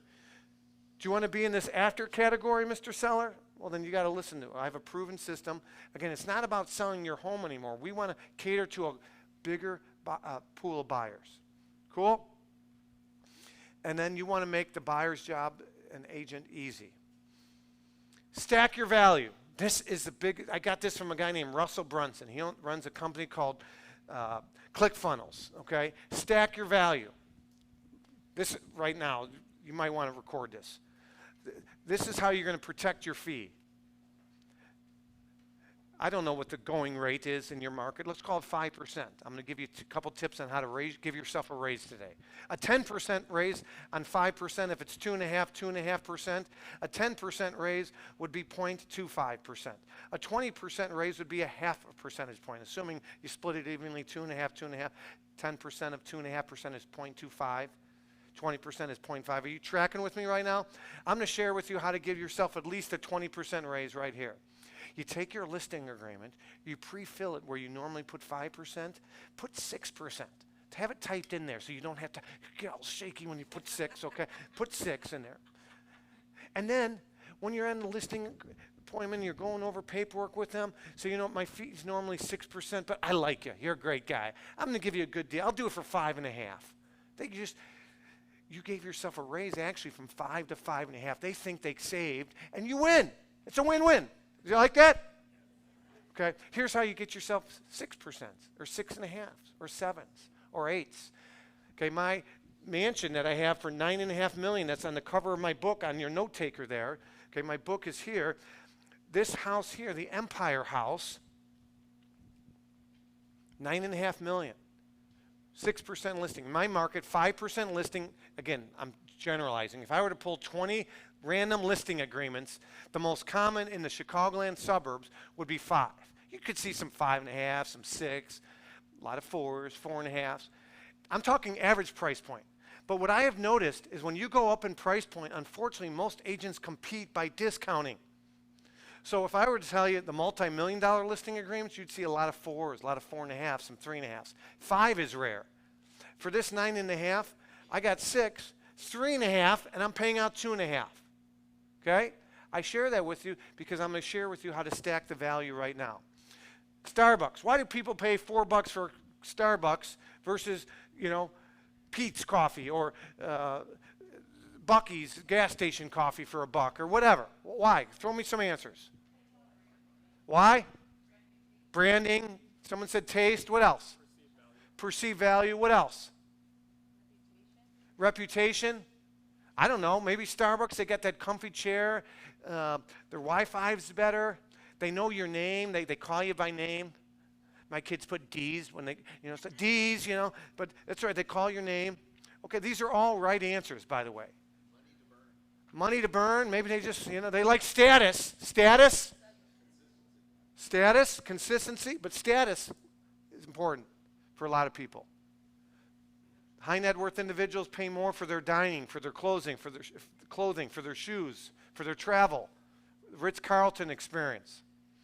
So let's talk about stacking value when it comes to you're at the listing appointment and you're concluding and you're about to share your fee.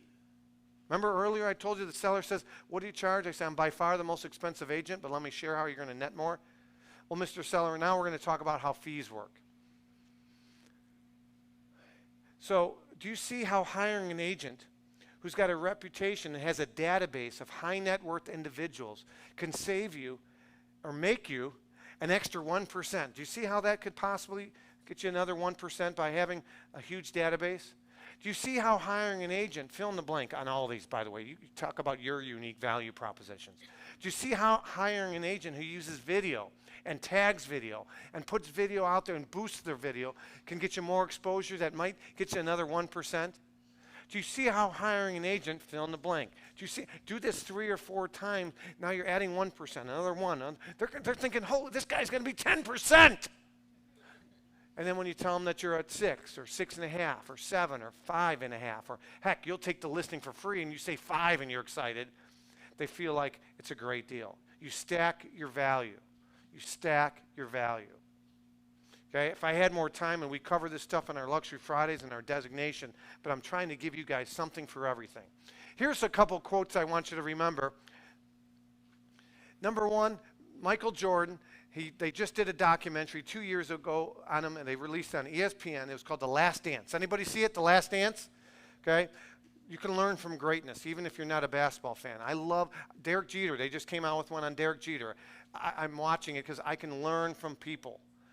Glenn Stearns on my Turner podcast. He's a mortgage guy. Can you learn from a mortgage guy? He's successful. Undercover billionaire. You can learn from others. Success leaves clues. Michael Jordan was asked during a big Senate race in North Carolina in the 90s why he didn't endorse a Democratic candidate, because Republicans buy sneakers too, he said. He didn't want to alienate half of the people in Nike because he endorsed a Democrat because he might have ticked off a Republican. Guess what? Democrats, Republicans, Independents, Green Party, Tea Party, they buy and sell a lot of real estate. You should remember that. I'm Italian. I wear it on my sleeves. I bite my lip on a lot of things I want to post or respond to on social media. Okay? Don't make assumptions. Well, man, Roseville's pretty conservative. I could probably say something against Biden and get away with it. Well, you just pissed off a Democrat. And you hang out with 9 producers, you're bound to be the 10th.